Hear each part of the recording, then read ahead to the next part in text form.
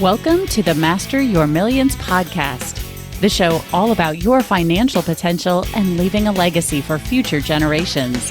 Here are your hosts, Jason and Scott Henderson.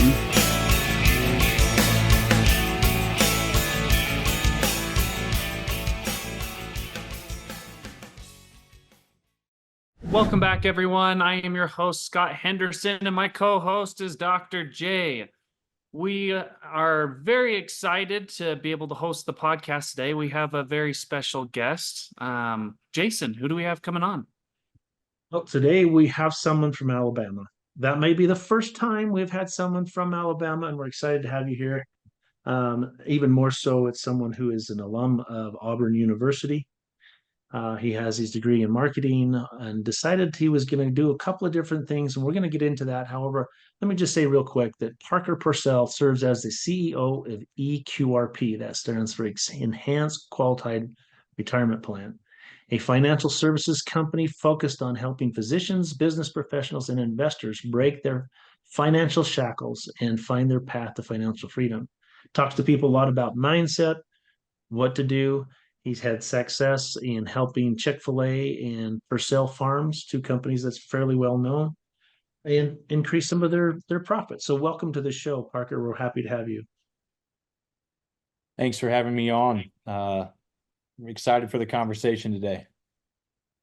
So tell us a little bit how it is that you go to school, you get this marketing degree, and then you wind up in financial services, leading your own company. Yeah.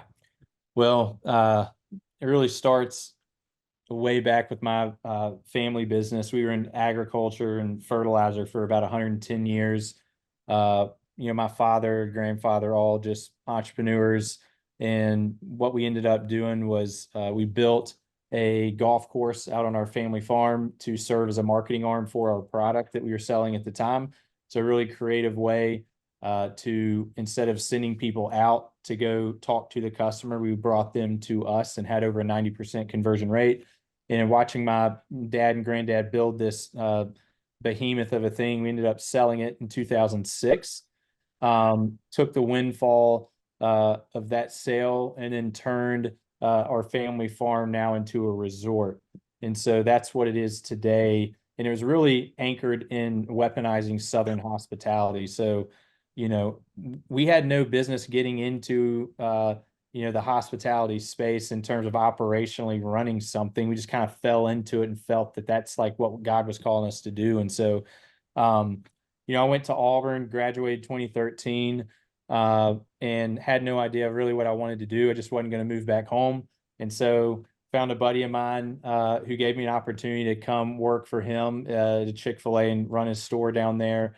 And really that's where I cut my teeth in Pensacola, Florida. Was there for about 3 years, thought I was going to go be an operator. That's what I wanted to go do.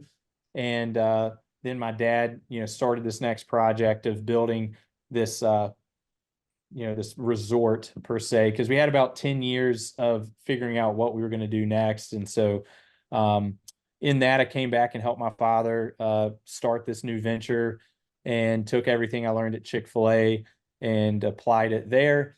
COVID happened, found myself unemployed. I voluntarily stepped out into that, but just knew that there is a gap in my learning and really what I wanted to go learn more outside of the business again. And so pressure washed for a year, cut grass, just paid bills how I could, and found myself here at the EQRP. And at the time had no idea what it was, truthfully, because I didn't really understand money. So when people talked about financial services, I was like, okay, you guys take people's money and manage it, and that's about it. But little did I know that this company would transform my life in a lot of ways, in how I thought about money and how I came to understand it, not just what it was, but how it worked. And so this environment gave me a place to put my hands to work and really grow something of value, not only for our members, but for me as well. And now I've got the opportunity to lead it last year. And, it's just been a fun journey ever since. And so, from, making chicken to pressure washing to leading a financial services company doesn't really make sense, but, I'm here and I'm having the time of my life. So, and even further back, you're a farmer. That's where what your roots are. And the cool thing about that, which I think that really has been lost in the American psyche of some sorts, is that farmers at their heart are entrepreneurs.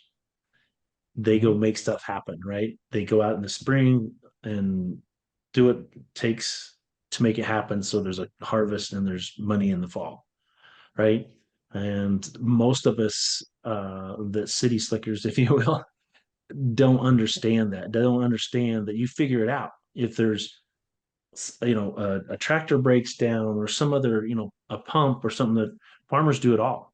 Most of the time, they will figure out a way to make something happen, for the fact they may not have the luxury of calling someone in that's a professional. So that's really cool. So, um, when you talk about how money works, what would you say are three things that you think most people need to know right away about money? Oh,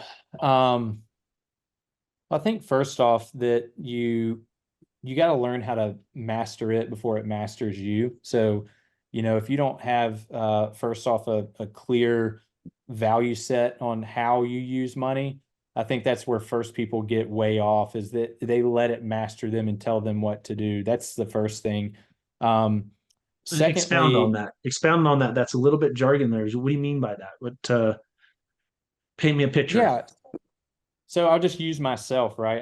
Anything that I speak is from my own experience. It's not like telling; it's just how I've come to learn. Is that uh, money? A lot of times for me, when it would come into the bank account, it would just fly out, and I'd just be like, "Where did it go?" Like it didn't go towards anything I truthfully wanted it to. Like my emotions were taking it where it wanted to go, whether it be a new thing or just filling some void in my life, but yet I'm still left like mad about not being where I want to be. And this resource that I have can get me there. I just need discipline, right? And so in discipline, you kind of put your foot down and say, okay, once this money comes in, you stop it and say, okay, you're going there, you're going there, you're going there. And I had to learn how to do that, right? And still learn in a lot of ways. And so Okay, so that's the first. it's very similar to one of the things I teach people. It's called Parkinson's law. And Oh Parkinson's yeah. law is that it'll expand to meet the time, or your expenses expand to meet your income, right?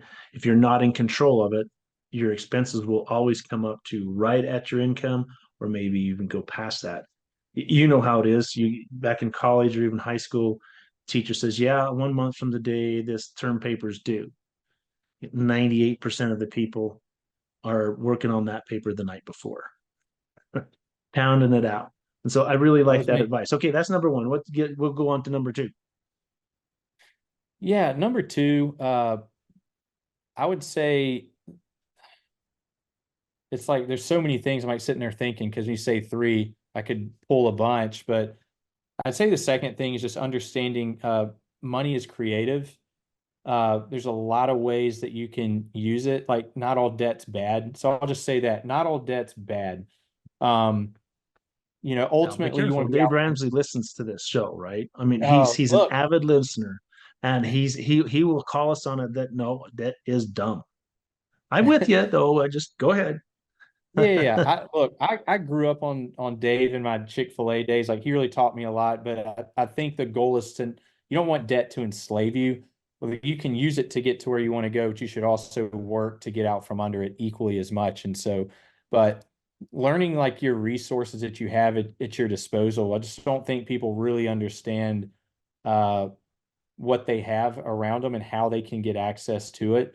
It just is the risk that comes with that for most people is because they haven't done it, so they see it as risky. But all I say is risk is just your lack of experience in doing something, right? So, if you're a heart surgeon and you're, operating, on someone, it's not risky because you've done it 100 times, right? But if you give me a scalpel and say go do heart surgery, that's a pretty risky move, right? So you got to go get educated, you got to go through the thing, but it becomes less risky the more educated you get, and that's the second thing I would say. Okay, and number three. Shoot, number three is you know, start investing yesterday. I think that a lot of people just let time pass by and they don't start doing the thing that they need to be doing. And your money is, as we're watching the dollar's dead, right? Like it's going where it's going, and you got to put your money to work. And so for me, when I hear people talk about, I got to build this savings account up, I'm like, that's the last thing you really need to be thinking about. You need to be thinking about how your money's going to pay for stuff a year, 2 years, 10 years from now, when everything else is happening around us, right? Like, I'm not saying cash in the bank is bad, but like, have this mindset of, investing versus saving, because like we've got to preserve what we have to take care of the things we care about down the road. And so I had to really shift that mindset for me, is like go from this scarcity mindset to more of an abundance mindset. So that would be the third thing I would add. Okay, well, I like that. So I'm still pushing you here on some of your understanding and getting into how you think. Um, what are a couple of challenges that you find when you're talking to people? I mean, is it the fact that they're not in control of their money, or what is it that some challenges that you have with people? Yeah, it's a great question. I think ultimately people's problem right now is they're not confident in how things are currently going. And then they're met with a crossroad decision of doing something that requires them, when I say taking risk, just doing something different than what they're used to, right? But you can paint the picture for them, right? Like I see all my friends investing in, real estate, or I see them investing in these hard assets, but I've never done it before.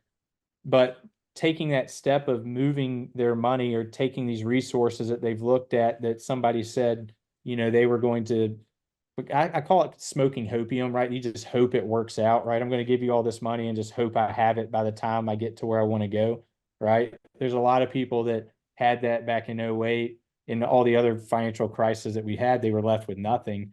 But they want to go take their money now and put it to work in other assets they feel more confident in. And just getting them to feel confident that they can do it. It's just solving the education gap for them. And that was for me. Like I was the same person in that seat talking, 4 years ago with people, super risk averse. And now I'm more cavalier, but that's only because I've had this education gap closed for me. And I have the confidence knowing like how these things work more. I don't have complete understanding by any means, right? I'm learning like everybody is every day, but solving that knowledge gap in education was key for me. And that's what we get to do for our people, is give them that confidence through the education. Why is there such poor financial education in the United States? Hmm. You really want my honest answer? Oh no, I want you to lie to me. Okay.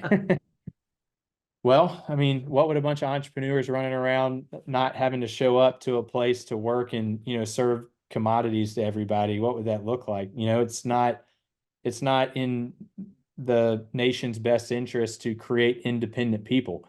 Um, and it also just requires work, right? A lot of people find comfort and security, right? We all do in a number of ways, but it takes work to get to where you want to go. And so I just don't think that there's too much to be done out in the, we'll call it common space in the United States, that we need security driven individuals to serve the country and serve those that are out there, like the Elon Musks and the, whatever other entrepreneurs are out there. And those people are brave, and anybody can go do that, but not many people are willing to take the risk that they had to get there. But everybody's got the opportunity. They just don't want to take it. And so I just think it's not self-serving to the country as a whole to help create more independent people. That's interesting. I see that different. And the reason I do is you take the 80,000 plus pages of the tax code. It is written more for the business owner, to lead people down the entrepreneur path, the business owner Yep. path, right? For the fact that a business owner and a business has, several hundred tax deductions, where the individual really only has two or three, charitable contributions, mortgage interest, and like premiums for healthcare type of thing. I'm not sure Yeah, that's all of them, but there's very, very few that I agree with you. the people like you and I and others that are entrepreneurs are, I provide several jobs, right? Where if I'm in a job, I'm really only doing one task, if you will. And I said something earlier, said like, um, I believe there's only two ways to money's made. And one is people at work and one is money at work. And you kind of touched on that, is that you've got to get some of that second working in your favor sooner than later. You said Mhm. invest like yesterday. Absolutely. The sooner the better. I'm a big proponent of richest man in Babylon. Portion of everything you make is yours to keep forever. I put the forever part in there. It's not that in the book. It's just a portion of everything you make is yours to keep. And I like to put forever in there for the fact that I believe it needs to be done in a way that it's not only for me or for my children or for my grandchildren, but generations after that. That's where I think some of the power is in building lasting massive wealth. Stuff like what the Rockefellers have, or other Hiltons or Marriotts, or whatever the big families you want to talk about. So let's talk a little bit. You mentioned real estate. Why real estate? Well, I mean, just look around you, right? Like there's a lot of people drive down in their cities or go down the highways and don't even realize like most of what they see is owned by a collective group of individuals that invest in said thing. And if you ever seen House of Cards, I speak in analogies. It's the only way I can really try and like communicate at times. But House of Cards, Kevin Spacey's talking about, the guy builds this building, puts all the money here, they put his name up, and then someone comes in and pays more and they tear it down and they build another one. Like that's how real estate works, right? Like, so people put their money in and they're seeking a return, and it's just going to be around, right? Other than land, they don't make more land, but buildings can just be torn down and something else built back on it, and opportunity comes and goes, right? It's cyclical. Right now, a lot of people are maybe viewing the real estate market, I don't want to say negatively, but they're scratching their heads in a lot of ways, right? Is what's going on. But uh, just love it for the aspect for people to have long-term cash flow. You've got some equity in something, and obviously the depreciation. It's kind of a no-brainer on a number of different levels. There's a lot of ways to skin the cat, but uh, many of our members in our community love it, and we're a big proponent of it because it just has shown itself time and time again to withstand. Even '08, after everything happened, a lot of people came in, bought a lot of stuff up, and then now they're sitting pretty, 10, 15 years later. So I don't think really it doesn't matter what happens if you have it, just buy real estate and wait. If you can withstand it, just keep holding it and it'll turn out in your favor. I saw an interview recently. I don't remember which of the sharks it was from Shark Tank, and they were asked, "Well, should we be buying a house now with interest rates high?" And it was one of the females. And she says, "Absolutely. If you look at over historically, right, happened with real estate and even with, interest rates, they've gone up, they've gone down. Most people today do not remember the interest rates of the early 80s. I mean, the overall average is like 8.5%, and we're still not even quite there. We have spent so much time in these low interest rate environments that's caused real estate to appreciate so much that the rate of appreciation has got to kind of come back to a norm. And so they might see, oh, that's not good. But long term, I'm with you right there. Um, we want to know, and other people like to hear that in our podcast as we're mastering your millions, is tell me about some time when you kind of skinned your knee in a business sense, or just something where you kind of had to fall down, and what you learned from it. Man, I guess like more than anything, the things that stick out to me are more character development. I think that's like where you come across your ego gets in the way, and your humility then has to come in check, right? And I think that a lot of people let their ego get in the way of them actually learning. But the self-actualization is the part that hurts the most, because you know that man, here's a blind spot that I wasn't aware of. And I'll speak to this one specific instance when I was at Chick-fil-A. I don't even know. I could go all the way back to high school. That's carried with me a really long way. But Chick-fil-A, I was doing this grand opening. I was helping open up a store. Oh, where was it? Maybe in North Carolina at the time. And I had volunteered to get in the cow costume and help support this grand opening in this way. And, part of the business attire, or the attire that we wear, it's understood. We had slacks, button down, ties. We're very business professional in these settings. And I would wear bow ties, but I was getting in and out of the cow costume. And at the very end, like I'm sweating, I'm nasty, and I get back in and I walk back in and I just kind of have one button undone and my bow tie just hanging from here. And the event's about to be over. And I'm just kind of sitting in the back. And I remember I had one of the consultants come up afterwards as I was just walking around, and he called me out on it. He was just like, hey, look, like, you need to be like dressed for the thing that you want to be, like always be professional. And like when he called me out, it was like my immediate response was, have you not seen what I've been doing? Like, I'm nasty, I'm disgusting, I've been doing all this stuff. But the key point here is that, like, it doesn't matter. Like, it does not matter. The mission is way more important than how I felt in that moment. And it just reminds me that, like, whatever scenario that I'm in with people or the setting, like, be aware of who it is that you represent, be aware of the person that you're trying to be and where you're trying to go, and always embody that. It doesn't matter the circumstances that you're in, like, be consistent. And I was just inconsistent in that one moment. And like, I remember going up to him the next day and I was like, man, like, that hurt because my pride got in the way. It's like, you've been doing all this stuff. Like, he doesn't know what you've been doing. I was like, no, he was right. Like, and so I've carried that with me wherever I've gone. And so from a skin knee standpoint, my pride got skinned really hard because he called me out in a kind of a public setting, and I was like, ugh. So it was good. That's good. That's a good example. Another thing that we on our podcast we like to talk about mindset, and we've talked a little bit about mindset, but it's also a team. Talk to us a little bit about your perspective when it comes to building wealth in a team environment. Do you think it's an individual thing, or do you think it's more of a team effort?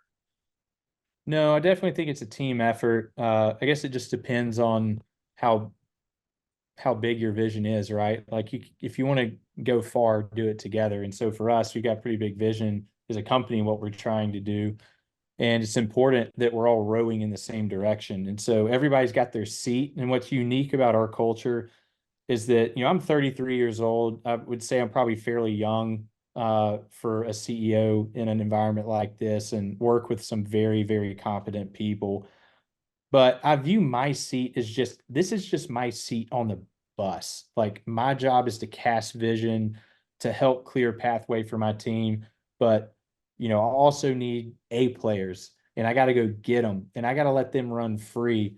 As long as they're very clear on I call it the sandbox, like they know where they can play and where I don't need them to step out of. I'm not going to question what's happening in the play box or in the sandbox, because, like, that's where I need them to operate. And I'm not going to micromanage how they do something, as long as they're not, jumping outside of our core values as a company.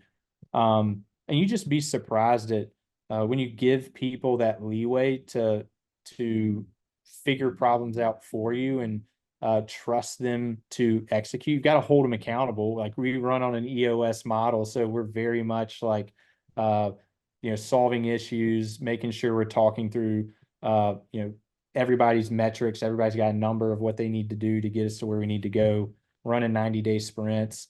And so in that, though, you can't track what you don't measure. And so we measure everything.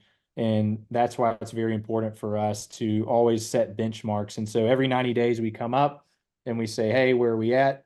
What do we need to change? Do we need to do something new? Do we need to do more of something? Or do we need to get better at something? And so those three questions we're always analyzing in our metrics. And if we need to pour more gas on something that's working, that's driving revenue, well, all right, let's do more of that. Well, how are we going to do that? We just open it up to the team to provide those solutions. So, I mean, in a nutshell, that's kind of my experience of how I've seen growth. And, you run into market conditions that make it harder, but you just get creative. Like constraint breeds creativity. And, the more heads that are in a problem, it's a lot better than just having yours, because you'll drive yourself crazy trying to solve it yourself. I love that. I love that. So have you heard of the infinite banking concept? I have. Not I super am familiar. I haven't dug my head into it, but I am familiar with it. on a scale from 1 to 5. Where would you say you're at? I'd say I'm a 3, only like understanding like the core base of how it works. But I got a lot of people that love it. A lot of people are talking to you about it, saying, "Hey, this is what you need to be doing," or they're doing it, and you find out about it. Yeah, I mean, the way I kind of view it is like everybody's got their thing, whether it's real estate or whether it's the infinite banking concept or Bitcoin. Like, there's a lot of ways that you can get to where you want to go. It's just, what vehicle do you want to use to do that? Or is it just a part of your strategy? And so some people use it Right. as a part of their wealth building strategy, which is cool. Yeah, we do a lot of that, Scott and I, and we talk a lot about that with our guests, saying, this is a great vehicle for financing. It's not so much as it is I wouldn't ever call it an investment. I would call it a financing vehicle, because we finance everything we buy. Even when we pay quote unquote cash, we're passing up interest that we could have been earning, in whatever vehicle, whether that's real estate or stocks and bonds, Bitcoin, whatever, right? So good. I'm glad to hear that. We always like to ask our guests towards the end of the interview, tell me what's the next mountain to climb, or what's a goal that you have for EQRP that you want to throw out there and say, all right, when you get there. So it's a two-pronged thing. Tell us what it is, and then we're asking you to contact us when you've got there. We want to celebrate that. Yeah, I mean, for us right now, we're really just learning the market as a whole. Because like coming off of 2020 and 2021, I tell anybody, even for us in the family business, like you can't really count those as normal years, because so much was at play that's not at play now, to where you're understanding how your market works. And so for us, we've really pivoted to serving syndicators and people who are raising capital. We serve investors, right? But like where we find our sweet spot is coming alongside people who are doing really creative projects, or they're offering unique tools that you can use your retirement accounts for to, you know, do the thing what you're trying to do, right? And so for us, So I'd say the I next don't year. want to cut you off too much there. I have a question. So Yep. you would help people maybe come into a syndication, or come into something to where there's an opportunity to be on the lending side of a bridge loan or hard money loan. Did I hear that right, or am I misunderstanding? Yeah, so think of it like this, the problem we're solving right now is we have people that want to deploy money in our community, and we've got people who need to raise money for an opportunity, right? And so we're marrying both of that in our community, and we've raised over 100 million cash from our members alone already in the deals that we have. So then the only reason we did that is because they were just asking for more. Like we kind of fell into it, but also we don't want to get in the way of other opportunities that are out there. And education is the superpower, right? So for us, if we can provide more unique options for them to look at, well, then we're winning, because people just have different flavors for different things. And if we don't put that in front of them or introduce them to people and say, hey, here's someone who does X, then they'll never know about what they could be doing, right? And so it's right when you unlock that you have those aha moments in finance, you're like, oh, wait, I can do this. It's like, yeah, they're like, I didn't even know that. So that's what we're trying to do, is like create this altruistic environment for, syndicators and for investors to come together and all win. And so, our mission is to help free 1 million people of financial bondage. Like, and what that is like, paradigm shifts. I was one of them, right? Like, I didn't know how money worked when I came to this company. I didn't know I could take money out of my house and go invest it in something, right? Like I didn't know how refinancing worked, like none of this stuff. So for me, like that's where we break the shackles is we first like unlock it and they're like, oh, aha, now what do you go do? Take action next. Well, where do I take action? Well, here are these opportunities that you can then start letting your money, like you're talking about, right, work for you. Use the resources that you're earning now to help create the future that you want and do it in your prime earning years, or take this money that you didn't even know you had access to, umbrella it, and go start putting it to work in assets that you know, like, and trust and have confidence in to preserve your wealth for the future. Cool. Yeah, that's I don't know how much you know the background of this podcast in particular, Scott and I. Scott is a mortgage broker. He's similar to you. He got a degree in marketing uh, from the university, and he got into be a mortgage broker, but then he's got a lot into like bridge lending and hard money lending. And I'm over on this side where, you know, with the insurance and the infinite banking constants, we thought this whole between him and I, that's where the genesis of this podcast was, is we can provide to people a lot of education, bring experts like yourself on and say, here are some different perspectives. You ought to look at it this way, you ought to look at it that way. And hopefully within that cross-pollination and helping people like you, I heard you say it, we want to free a million people, help a million people become financially free, or throw off shackles. I don't remember exactly how you said it. That sounds like to me that might even be a saying that you have in your company, which is way cool. And so we acknowledge that and think that's great. Um, any final words as we kind of wrap this up that you feel like that? I mean, at the show notes, everyone remember, as always, we're going to put Parker's contact information, both probably, you know, for EQRP. Is it just www.eqrp.com, or what's the best way to get hold of you in case they're not Yep. at a place so they can look at the show notes? Yeah, you can go to eqrp.com. You also just reach out to me on LinkedIn. I'm very active there. So I like that community. It's just where I've kind of nuzzled myself. But, you know, if you're just saying, hey, like, what next, right? Like, what does this mean to me? Well, first get clarity on your financial future, where you're trying to go, and then ask yourself then, okay, what resources do I have available to me?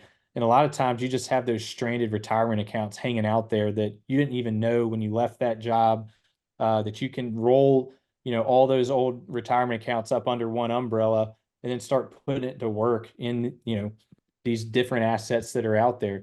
And I will say, you know, you talk about private lending.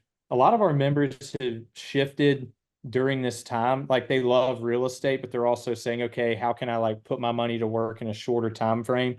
They're private lending their retirement dollars out to others that are out there doing projects on, you know, shorter term notes. And so there's a lot of creative ways that you can do it, right? But you gotta first like get the vehicle, you know, accessible, and then you gotta learn. But we take care of all the brain damage for you in that. So there's just a lot of cool things our members are doing, and it's fun to watch because I learn equally as much being on the journey with them. I'm like, oh, I didn't know that asset was out there available, or you could go invest in these data towers that are sitting on the side of the highway. Like I learned something new every day. It's fun. So I'm going to correct you just a little bit. You said first thing is get clarity on what you want in your financial future. I think one of the problem people have is they don't know what's possible. And so I'd like to add that, you know, for listeners, they're saying, you know, I do have this orphan 401k or something, and I really don't know what I can do with it. It's just with my old company that I worked at 10 years ago. That's the kind of thing you need to think and reach out to Parker, find out what's then possible, right?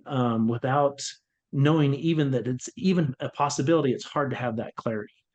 And so I'm just, I, don't take it wrong. I'm just saying there's a slight adjustment there because I really think that's one thing that a lot of people struggle with is they don't know what's possible, so they're unable to dream, right? And I'm always telling people, think big, think big, think big. This is still the United States of America. It's still the best country on the planet for building wealth and having financial freedom. I mean, that's what they came here for, was freedom, right?